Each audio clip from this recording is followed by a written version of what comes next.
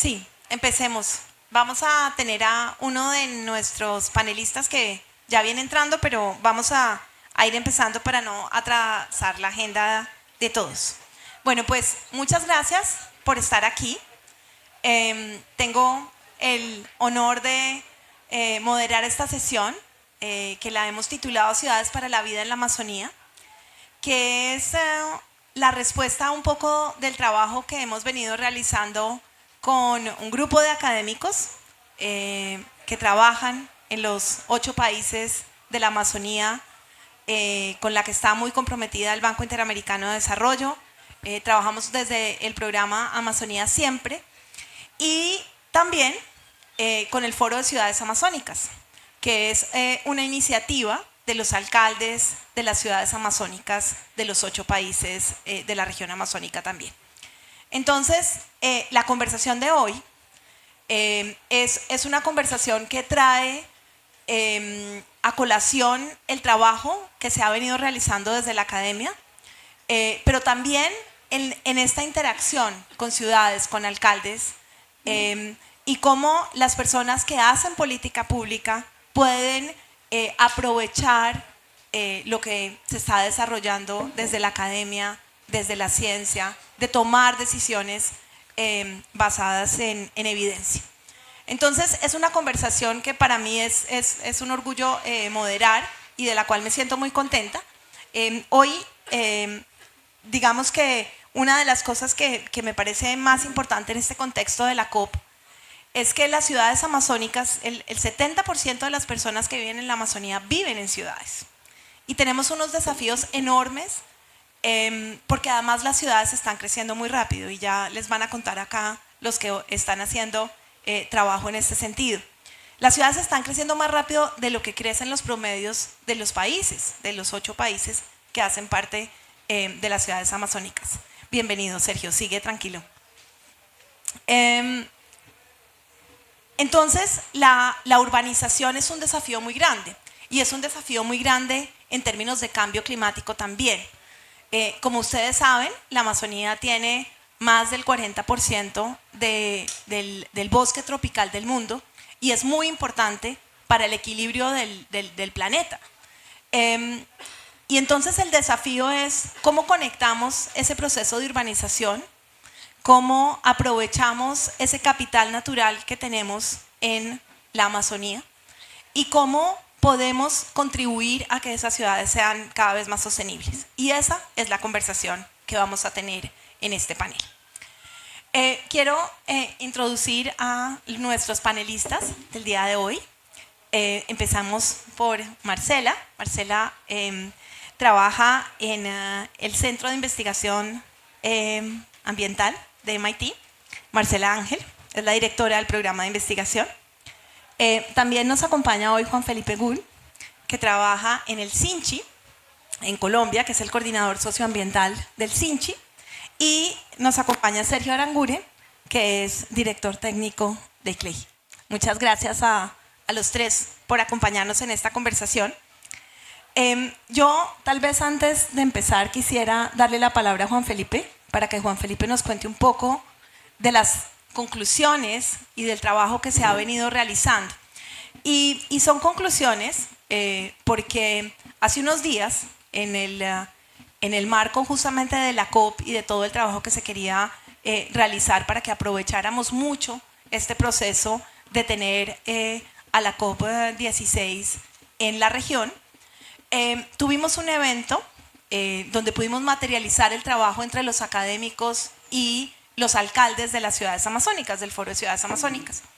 Y Juan Felipe, que coordina el trabajo de la Red de Ciudades para la Vida, que es esta red de académicos de los países de la Amazonía,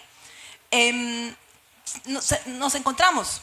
Hubo una conversación muy interesante que duró un par de días, y bueno, y los académicos un poco más, pero hubo una conversación entre una interacción y unos aprendizajes para compartir buenas prácticas, para compartir lo que allí estaba pasando.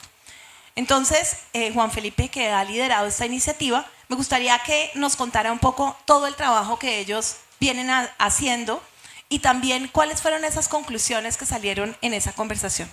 Juan Felipe, ahí está. Sí, muy buenas tardes. Muchas gracias, María Camila. Yo traje un poquito un texto para poder leer las conclusiones del simposio. Entonces, como el tiempo es corto, pues voy a comenzar un poco. Muchas gracias a todos, al BIT especialmente, porque la realización de ese simposio se pudo materializar después de muchos esfuerzos y muchas vueltas, gracias a María Camila, a Tatiana Shore y bueno, al equipo del BitCat que también nos estuvo acompañando. Entonces, bueno, como el tiempo es corto, voy a tratar de dar un pequeño resumen de la segunda versión del Simposio Internacional de Ciudades para la Vida en la Amazonia. Este simposio surge de la Red de Ciudades para la Vida en la Amazonia, conformada por distintas organizaciones y universidades que estudian el fenómeno de la urbanización en la Amazonía. Su objeto fue generar un espacio de discusión e intercambio de conocimientos teórico-prácticos entre tomadores de decisión, academia, instituciones científicas, grupos de investigación y la sociedad civil sobre los procesos de la urbanización en la Panamazonía. Este objetivo promueve una mirada holística, transdisciplinar y multiscalar del habitar en la Amazonía, considerando los diferentes espacios de interacción socioeconómicos, socioecosistémicos, culturales y las proyecciones en infraestructuras locales, regionales y formas de urbanización a través de reflexiones sobre una mirada local y regional. Las temáticas fueron abordadas en 5 mesas y en 2 tardes de trabajo con el Foro de Ciudades Panamazónicas. La mesa uno, interacciones urbanas y ambientales en relación a la ciudad de adaptaciones frente al cambio climático. La mesa 2, que fueron soluciones basadas en la naturaleza e innovación local sostenible en la planificación y desarrollo urbano de las ciudades amazónicas. La mesa 3, que eran diversidades e identidades en los entornos urbanos amazónicos. La mesa 4 era perspectivas regionales y nacionales sobre el desarrollo urbano en la Amazonía, economía e infraestructura, y una quinta mesa que fue ciudades y problemáticas locales en la Amazonía. En estas mesas se discutió sobre cómo los procesos de urbanización de la Amazonía se han dado por diversos factores, principalmente por la extracción de recursos naturales, lo que conlleva que las ciudades no sean pensadas con un modelo de urbanismo desde un inicio, sino que lo que ha observado el Observatorio de Flaxo y ha denominado ciudades residuales. Es decir, que el principio de estos asentamientos se da bajo una óptica diferente a la de crear una ciudad y por las oportunidades y migraciones se va conformando y creciendo de acuerdo a las necesidades de cada lugar. Hoy en día, con los asentamientos ya conformados, se está dando una transición en los territorios amazónicos, pasando de modelos extractivistas a enfoques de habitabilidad. Este cambio plantea la necesidad de cuestionar la sostenibilidad del desarrollo territorial, ya que el alto consumo del suelo y las expansiones urbanas descontroladas generan costos ambientales y sociales muy altos. Como lo acaba de decir María Camila, el 70% de la población de la cuenca amazónica vive en áreas urbanas, lo que hace un fenómeno comparable con otras regiones de América Latina, lo cual ha transformado al ser urbano en un estilo de vida de la región, marcado por la infraestructura, movilidad y servicios independientes del país o la región en la que reside. De tal modo, se expuso que la urbanización en la Amazonía no tiene reversa, pero la diversidad al interior de la cuenca respecto a sus modos de habitarla y relacionarse no permite un modelo de ciudad homogéneo para la región. Pero es muy preocupante que en este fenómeno de urbanización no hay unos lineamientos claros para hacerlas más sostenibles y conectadas con su biodiversidad local y teniendo en cuenta que cada comunidad tiene necesidades y contextos distintos. Es por tanto que la planificación de ciudades amazónicas debe incorporar la biodiversidad como un elemento central. Esto implica crear espacios verdes y zonas de conservación urbana que permitan la coexistencia de la fauna y la flora con las actividades humanas, promoviendo un equilibrio ecológico en el hábitat de la Amazonía y del mismo modo es fundamental adaptar la infraestructura existente y planificar la futura en cuestiones de sostenibilidad, pero involucrando la función de las realidades locales y perspectivas de las comunidades amazónicas. Es sin duda que el imaginario de la Amazonía desconoce la noción de bosque urbanizado, y esta es una realidad hoy en día, sugiriendo que la difusión de la sociedad urbana está ocurriendo más rápidamente que la urbanización física del territorio, lo que plantea una reflexión sobre la conservación de los valores culturales y sociales en contraste con la devastación del bioma. Temas que hay que seguir investigando son cómo las dinámicas sociales y culturales se ven afectadas por el crecimiento urbano. Por otra parte, El análisis de las estructuras sociales y espaciales de muchas ciudades amazónicas revela que la urbanización en algunos casos es influenciada por un sistema urbano ribereño que combina elementos de circulación y dependencias con el sector público y agropecuario.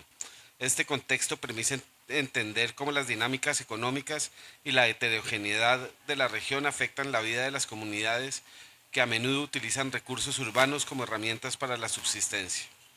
Se planteó el racismo ambiental como la crisis ambiental que afecta desproporcionalmente a grupos raciales, incluyendo personas negras, pueblos indígenas, comunidades quilombolas y ribereñas, así como mujeres y habitantes de favelas, dando prioridad a sistemas agroindustriales y desmejorando el ambiente para muchas comunidades. Se hace un llamado a la descentralización efectiva que otorgue mayor autonomía a los gobiernos locales en la toma de decisiones sobre la planificación territorial, lo cual es fundamental para fortalecer la coordinación entre niveles de gobierno y para mejorar la implementación de políticas públicas, adaptándola a las condiciones locales y promoviendo el desarrollo sostenible de la Amazonía. Igualmente, la falta de indicadores sociales y ambientales y la necesidad de una mayor capacidad técnica en las ciudades son obstáculos significativos para la implementación de proyectos de desarrollo ambiental y ecológico, donde se deben considerar factores como el cambio climático, la resiliencia, la bioeconomía y los servicios ecosistémicos en la planificación y desarrollo urbano de la Amazonía. Se planteó que las investigaciones académicas deben ser traducidas en políticas públicas efectivas que aborden las necesidades concretas de las comunidades. La colaboración entre el ámbito académico y los gobiernos subnacionales es crucial para generar soluciones prácticas y efectivas en el cambio climático y otros desafíos ambientales. Estas políticas deben surgir de manera participativa con los habitantes de la cuenca amazónica, teniendo en cuenta su cultura, sus conocimientos del territorio y la diversidad de formas de interpretar el ambiente. La conservación de la Panamazonía debe ser tratada de manera transfronteriza, dado que enfrentan problemas de contaminación provenientes de otros países, donde actividades ilegales generan impactos negativos, afectando los paisajes vecinos que hacen esfuerzos por la conservación y sostenibilidad de la región. Del mismo modo, las fronteras políticas no coinciden con los límites de los ecosistemas, por lo cual pensar en corredores ecológicos es necesario para mantener la conectividad de las ciudades amazónicas con sus bosques. Su implementación garantiza ecosistemas con integración para la fauna, además de mitigar efectos de cambio climático, garantizando la resiliencia. Las ciudades proveen de oportunidades a sus ciudadanos, por lo cual es importante promover proyectos de bioeconomía y la implementación de estos debe ser de modo transfronterizo para mejorar las redes internas de la región. Asimismo, para desarrollar estrategias de bienestar y sostenibilidad, muchos fondos climáticos requieren que las ciudades presenten solicitudes detalladas con datos de mitigación y adaptabilidad al cambio climático. Sin embargo, las pequeñas ciudades amazónicas carecen de recursos y la experiencia técnica para cumplir con estos requisitos, lo que les dificulta acceder a estos fondos. La nueva mirada sobre la Amazonía debe promover un desarrollo urbano que respete los recursos naturales, utilizando prácticas sostenibles que minimicen el impacto ambiental y preserven el entorno para las futuras generaciones, valorando el conocimiento local y garantizando la voz de las comunidades indígenas y locales que han vivido en armonía con la selva durante siglos. Así se puede incorporar sus conocimientos para encontrar soluciones positivas con la biodiversidad que favorezcan la paz con la naturaleza. Bueno. Grandes,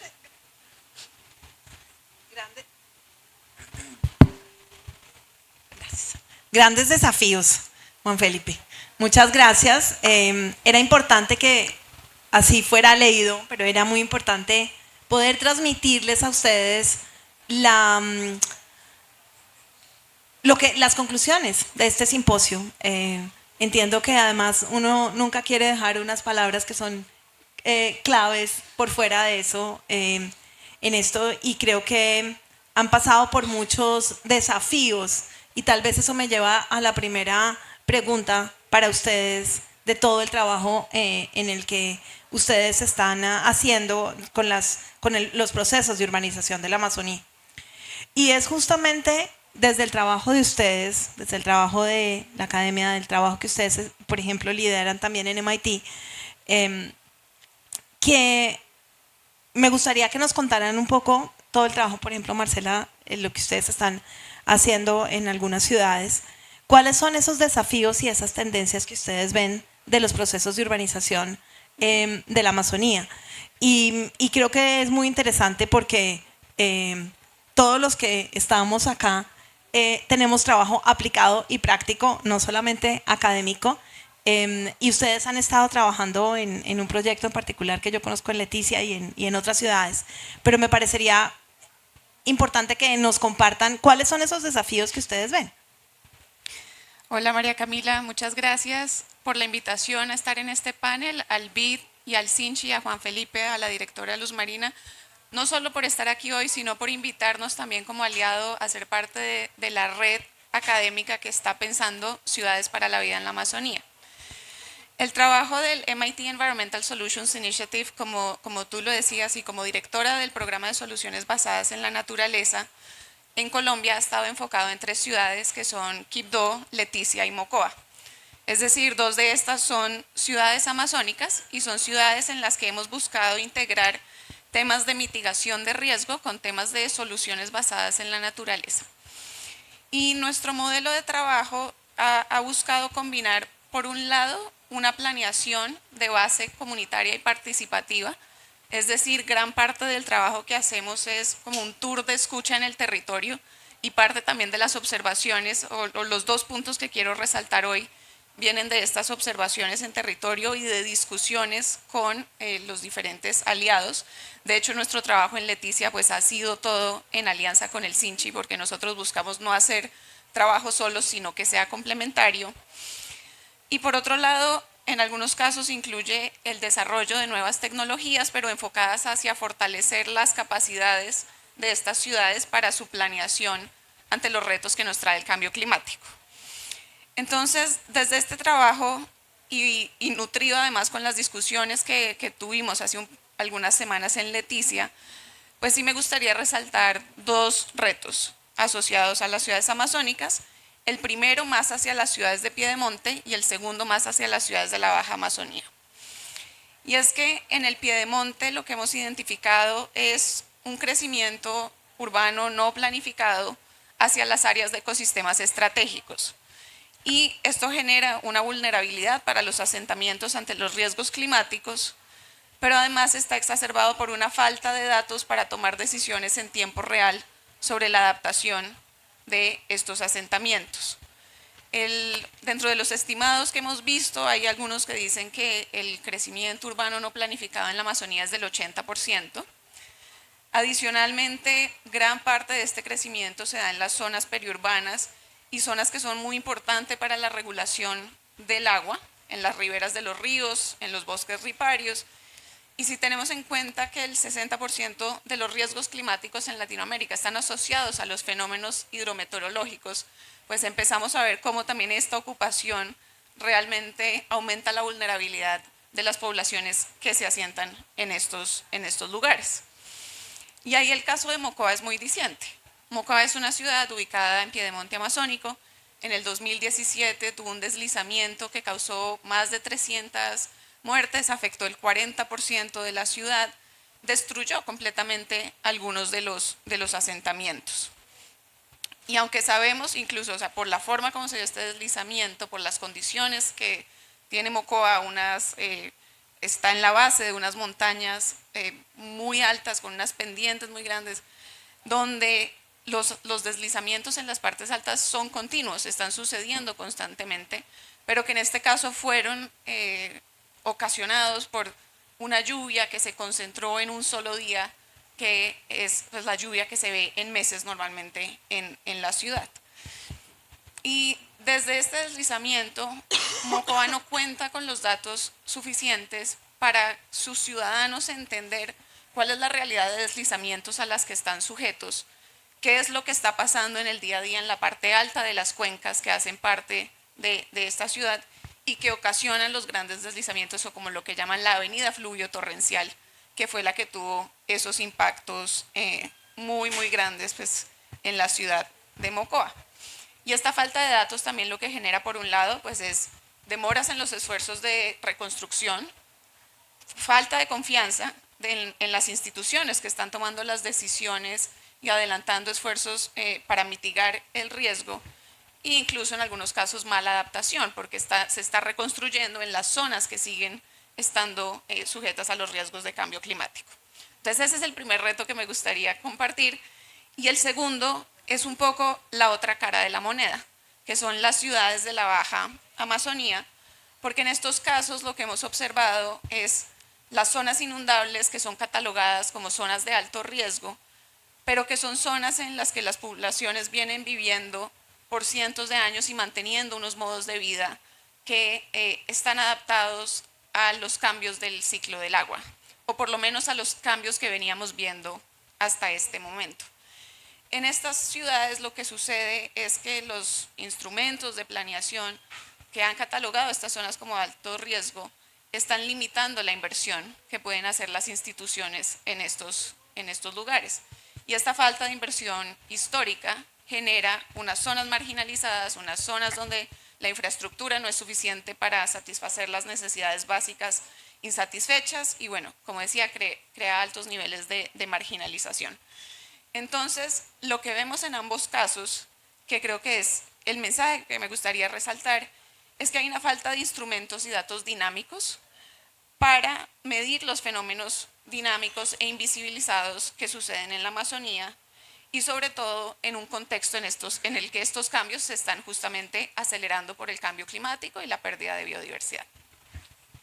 Bueno, buenos retos en los dos tipos de ciudades, Marcela, y creo que es importante empezar a diferenciar en dónde están los problemas dependiendo de los tipos de ciudades, porque también los alcaldes muchas veces nos han dicho lo que es bueno en la Baja Amazonía, por ejemplo, no necesariamente en la Alta Amazonía es igual. Lo que puede beneficiar o perjudicar a alguno a veces es exactamente lo contrario al otro lado. Entonces, creo que esa diferenciación nos ayuda mucho a ir entendiendo e ir aumentando el conocimiento que tenemos de cómo las ciudades están siendo afectadas por el cambio climático o también cómo pueden buscar oportunidades de biodiversidad. Bueno, Sergio, que representas ICLEI y que trabajas con ICLEI, en este simposio y en esta oportunidad en la que estuvimos en Leticia, tuvimos también otros colaboradores como WRI, como ONU Habitat, que también estuvieron con nosotros. Pero me parece importante que nos cuentes un poco, ustedes desde ICLEI, cómo ven esos desafíos que tienen las ciudades amazónicas. Ustedes trabajan además también en varios de estos países y tienen conocimiento también técnico de cuáles son los principales desafíos que tienen estas ciudades y estos procesos de urbanización en la Amazonía. Claro que sí, muchas gracias María Camila, al BID y al Juan Felipe, al Instituto, por invitarnos a acompañarlos en este espacio. Buenas tardes para todos. Bueno, yo creo que un poco era lo que quería también mencionar inicialmente, y es que nosotros desde ICLEI, América del Sur y Colombia, no solo estamos enfocados en trabajar directamente con las ciudades amazónicas colombianas y en el caso de Brasil con las brasileras, sino que también venimos trabajando con las ciudades amazónicas en el contexto de Ecuador, de Perú, de Bolivia, y esperamos lograr poder empezar a avanzar también con las ciudades amazónicas en el contexto de Venezuela. Y yo creo que desde una mirada regional, entonces, un poco lo que hemos identificado en cuanto a retos, un poco dificultades que enfrentamos actualmente asociados a las ciudades amazónicas, y un poco también en línea con lo que nos señalaba Juan Felipe en alguno de los párrafos. Por un lado está la importancia de, entendiendo ese 70% de la población ya ubicada en centros urbanos, cómo efectivamente generamos procesos para que se genere esa apropiación en torno al conocimiento local asociado a la biodiversidad y los servicios ecosistémicos a nivel urbano. Claramente las generaciones poco a poco pues se van un poco desprendiendo más de estos saberes, de este conocimiento local, y hay que empezar a generar procesos que permitan a los jóvenes continuar con ese proceso de apropiación en torno a la importancia de la biodiversidad en la Amazonía y a partir de eso poder generar procesos de estructuración que nos permitan que estos centros urbanos, que seguramente y con toda seguridad se van a continuar desarrollando, pues estén adaptados y mantengan también esa identidad cultural.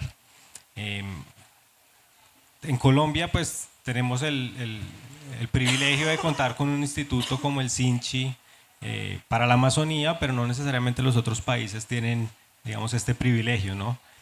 Y en ese sentido también una de las principales dificultades que hemos identificado es contar con información en el contexto urbano asociado a biodiversidad y ecosistemas para otros países, comparando por supuesto con los avances que les señalo por parte del SINCHI. Creo que eso también es un reto muy importante que hay que tener en cuenta y es que los otros países aún tienen como esa deuda encaminada a entender cuál es la información, cuáles son los ecosistemas, cuál es la biodiversidad que tienen en los centros urbanos y en ese sentido cómo deben gestionar sus ciudades para que ese crecimiento efectivamente sea armónico en torno a la biodiversidad.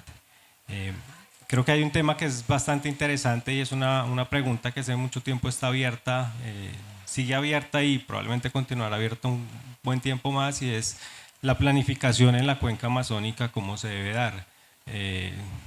Tenemos la legislación, por supuesto, de los países, pero es una legislación general para, independientemente del contexto regional.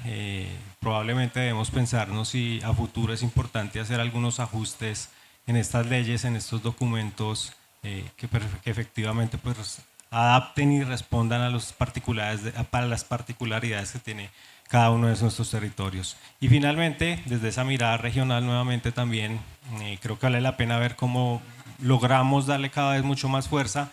Creo que con el Foro de Ciudades Amazónicas se ha empezado a avanzar y es aprovechar un organismo como la OTCA para que efectivamente este tema de ciudades pues esté dentro de los primeros temas y las prioridades de su agenda.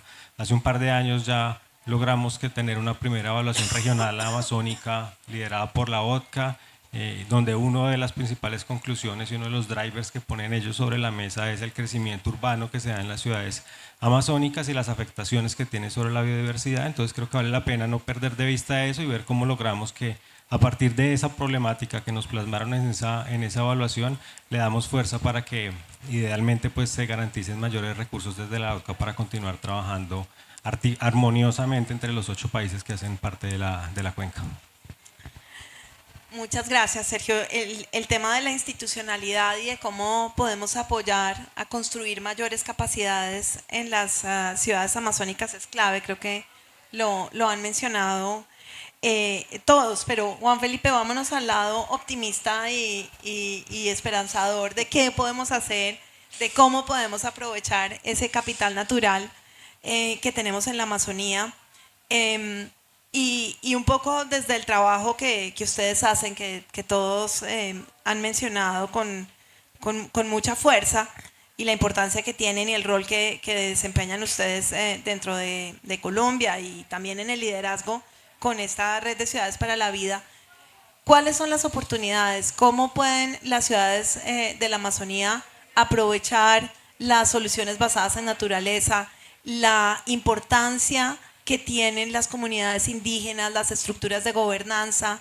O sea, ¿cómo podemos aprovechar mucho más ese potencial que tenemos para construir oportunidades, para mejorar y tener una urbanización más sostenible?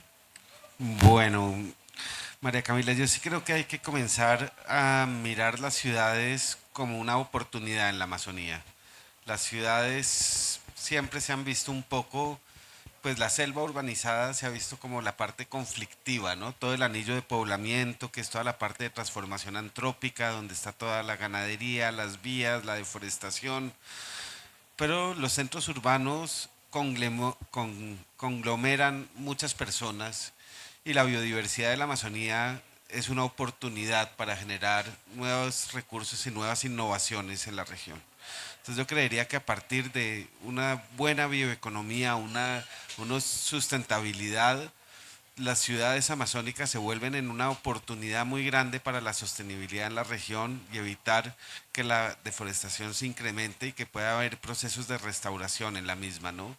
Con una fuerte parte de cómo ha sido manejada el ambiente y todo a partir de las comunidades indígenas, los conocimientos indígenas para infraestructuras, digamos, modos de las ciudades ribereñas, también son oportunidades muy grandes de saber convivir con la naturaleza en las ciudades, poder llevar estrategias claras de sostenibilidad arquitectónicas. Entonces hay que mirar las realidades socioculturales de la región para poder aterrizar en realidades que beneficien a los pobladores.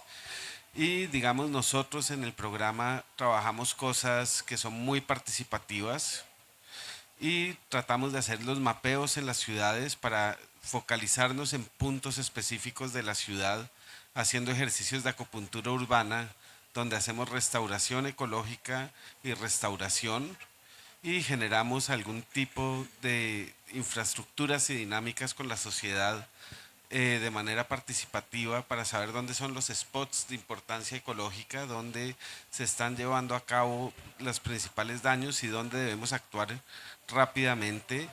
Estos son ejercicios que no deben ser de muy larga data, sino que deben ser de fácil implementación con participación ciudadana y donde la unión que hacemos, digamos, con alcaldías y todo es fundamental para que la implementación tenga éxito en cada uno de los lugares, ¿no?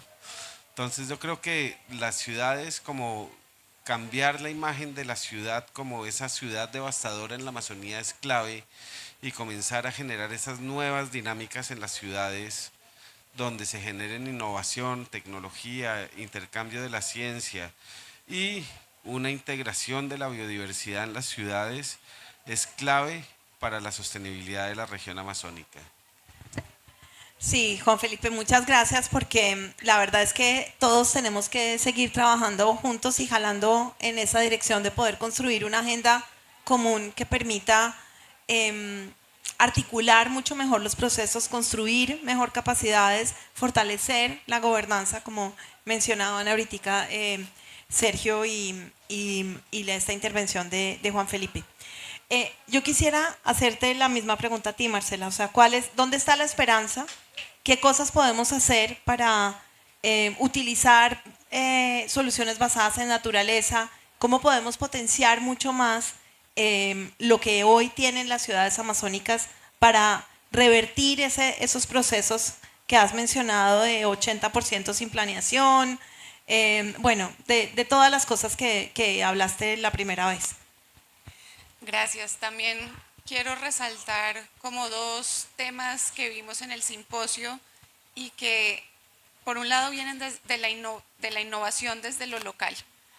Por ejemplo, veíamos arquitectos que están haciendo escuelas, taller, embalsas que logran articular algunas de las zonas más alejadas de la Amazonía y proveer servicios de una forma más eficiente que como lo sería tener un lugar estático en uno de estos centros poblados.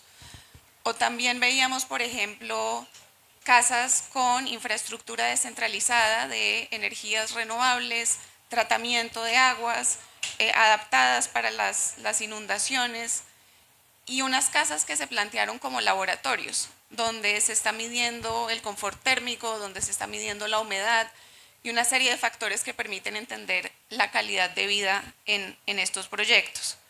Entonces creo que, como lo mencionaba también Juan Felipe, son proyectos bioculturales, son proyectos que están adaptados a las condiciones de las ciudades amazónicas, pero que responden a los modos de vida y que dan lugar a un tipo de innovación que no es lo que estamos viendo en la mayoría de los casos. Y ahí creo que una de las llamadas también que se hacían desde el simposio es que este tipo de proyectos que hoy ya existen son exitosos, pero necesitan aliados y necesitan financiación para escalarse. Otro de los temas que nos resaltaban es que gran parte de la cooperación internacional en la Amazonía, por ejemplo, se queda en las zonas urbanas. Es muy difícil materializarla en algunas de estas ciudades. Entonces, estos proyectos que tienen gran potencial no están todavía conectados con los principales flujos de financiación que están llegando a la región. Y el otro aspecto es el de los proyectos que permiten integrar el conocimiento local y el conocimiento científico. Es decir, donde podemos tener una generación participativa de datos para la toma de decisiones de adaptación en las ciudades. Entonces son proyectos, por ejemplo, que combinan el desarrollo de nuevas tecnologías, pero no son tecnologías que aterrizan en el territorio, sino que se construyen con comités ciudadanos, con la información que ya existe localmente y que buscan fortalecer algunos de los ejercicios ciudadanos para entender los riesgos en los que a los que están sujetas las ciudades. Este es, por ejemplo, el caso del proyecto que tenemos en Mocoa, donde estamos utilizando drones, estamos utilizando inteligencia artificial para analizar la susceptibilidad de deslizamientos, pero este ha sido un proceso que viene acompañado de una red de investigadores ciudadana. Y la red de investigadores ciudadanas son los que saben decirte desde dónde volar el dron, cómo acceder a ciertas zonas que son realmente de muy difícil acceso para poder llegar a recolectar los datos que se necesita para ya después entrar a analizarlos con las tecnologías más avanzadas. Y yo creo que este tipo de proyectos, que en el caso de Mocoa, digamos, la visión, lo que nos imaginamos es eventualmente poder llegar a predecir deslizamientos, poder llegar a tener una planeación que sea más dinámica. También son proyectos que pueden llegar a predecir inundaciones o incendios, porque uno de los temas que nos mencionaba, por ejemplo, el alcalde de Leticia, es que ahora esa es una de sus grandes preocupaciones, cuando nunca había estado en la agenda de Leticia pensar en que tiene que estar adaptada para los incendios. Entonces vemos ciudades que están en algunos casos mucho más adaptadas al agua, están adaptadas a las inundaciones, pero en este momento están teniendo unos grandes retos para adaptarse a las sequías que están teniendo y para adaptarse pues, a los nuevos riesgos que trae el cambio climático para las ciudades.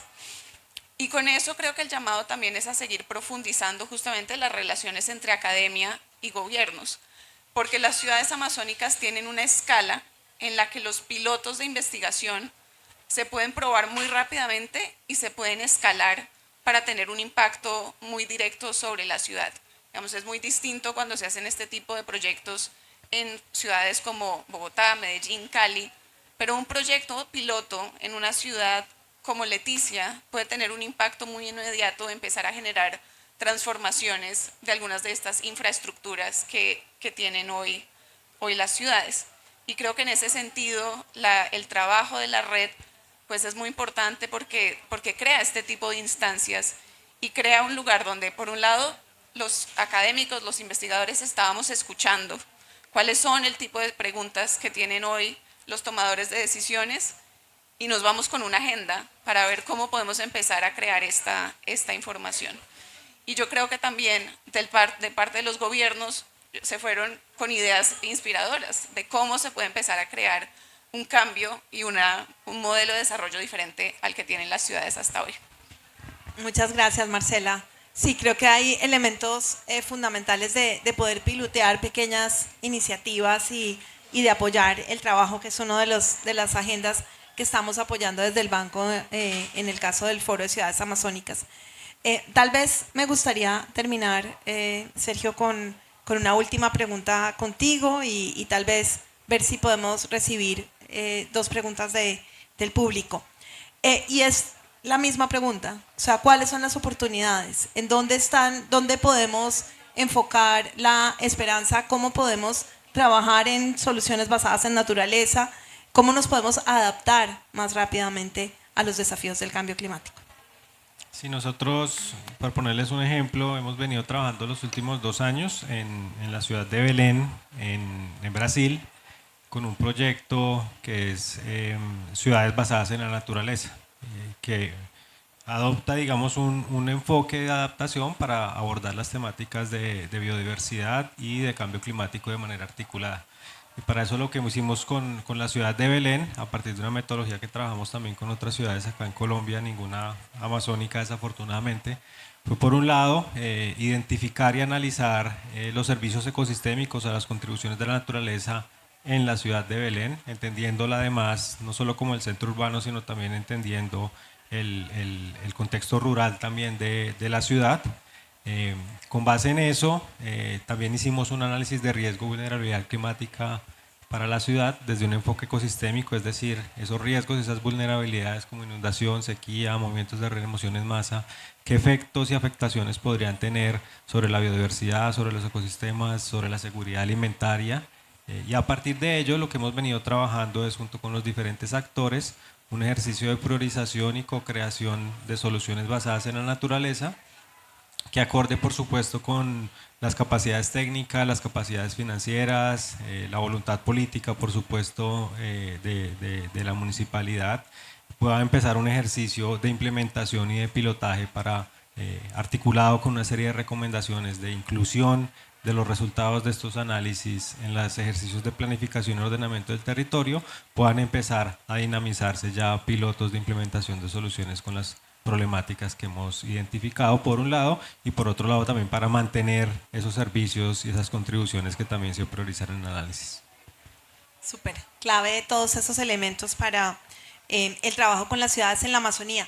Me gustaría, si alguien del público quisiera hacerle alguna pregunta a los panelistas. Por favor, Cata. Gracias.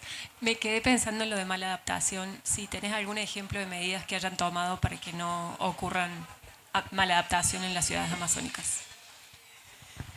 Pues lo primero es conocer el riesgo, pero monitorearlo en tiempo real, o sea, verlo como un ejercicio que cambia. Parte del problema es que tenemos unos mapas estáticos, se queda como la foto de lo que fue, sobre eso se hace la planeación y no se toman las decisiones, digamos, más tanto a nivel de la ciudad como a nivel individual de qué puedo hacer yo para mitigar el riesgo al que estoy sujeto. Entonces, parte de las estrategias para esa mala adaptación es poder tener una información que sea actualizada, pero que también tenga las proyecciones a futuro para los diferentes escenarios de cambio climático. Es decir, hay algunos temas que no vamos a poder estar monitoreándolos constantemente, como sí es el caso de los deslizamientos en la parte alta, pero sí son temas en los que las proyecciones pueden dar lugar a entender la planeación, no como solo hoy lo que está sucediendo, sino cómo nos proyectamos ante los diferentes escenarios de cambio climático. Súper, muchas gracias. ¿Alguna otra pregunta?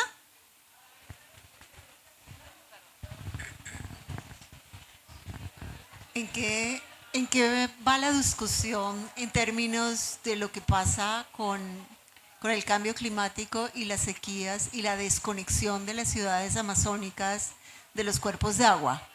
Digamos, que se ha discutido en términos de cómo abordar esto hacia el futuro. ¿Quién quiere tomar la pregunta? ¿Juan Felipe? Bueno, yo creo que las ciudades amazónicas todavía no están listas para estos cambios extremos del cambio climático.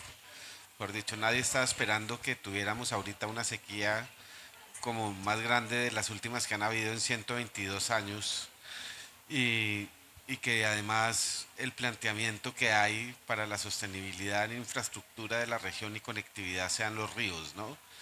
Entonces, yo creo que esto nos está poniendo, son unos retos muy grandes de a pensar realmente cómo las ciudades se deben estar adaptando. En lo mismo que estaba diciendo ahorita Marcela, lo que decía el alcalde de Leticia, Elkin, era que nunca le había tocado pensar que se iba a enfrentar a un racionamiento de agua en Leticia, que la escasez de agua estaba siendo tan fuerte que comenzaban a tener unos problemas sobre el agua muy fuertes y que era una cosa pues inaudita, que la cuenca donde hay mayor cantidad de agua, el agua que se deposita al mar, que son 17 billones de litros diarios, las ciudades estén quedando secas, ¿no? Entonces, realmente esos cambios extremos y también lo que pasa con inundaciones, ¿no? Lo que pasó, digamos, en Río Branco, en Brasil, fue el otro extremo, ya cuando hubo las lluvias, que todo Río Branco quedó inundado y muchas personas, digamos, no fueron a los Olímpicos y todo por quedarse en apoyo de su ciudad y ayudando a sus ciudadanos. Entonces son como unos eventos extremos que yo creo que las ciudades no están todavía adaptadas o preparadas para eso Y ahí es donde las soluciones basadas en la naturaleza y la biodiversidad juegan un papel crucial para la adaptación de las ciudades en la resiliencia que pueden tener en estos fenómenos extremos que se están dando por cambio climático. Gracias. Bueno, pues muchísimas gracias a todos los panelistas por acompañarnos. Yo creo que tal vez el mensaje más importante con el que me voy de esta conversación es cómo podemos seguir fortaleciendo este trabajo conjunto. Hoy Juan Felipe ha contado acá un poco las conclusiones de ese simposio, pero sobre todo el trabajo que se viene haciendo con esta red de investigadores para conectar de manera muy práctica, que podamos informar los procesos de decisión de política pública basados en evidencia, basados en datos, con instrumentos científicos, y creo que es un camino con el cual estamos comprometidos muchos para acelerar el conocimiento, para equivocarnos menos, para tener menos malas adaptaciones y para que podamos trabajar en una agenda común para hacer sostenible la urbanización en la Amazonía. Así que muchísimas gracias a la ICLEI, al CINCHI, a MIT por esta conversación de hoy. Muchas gracias a ustedes.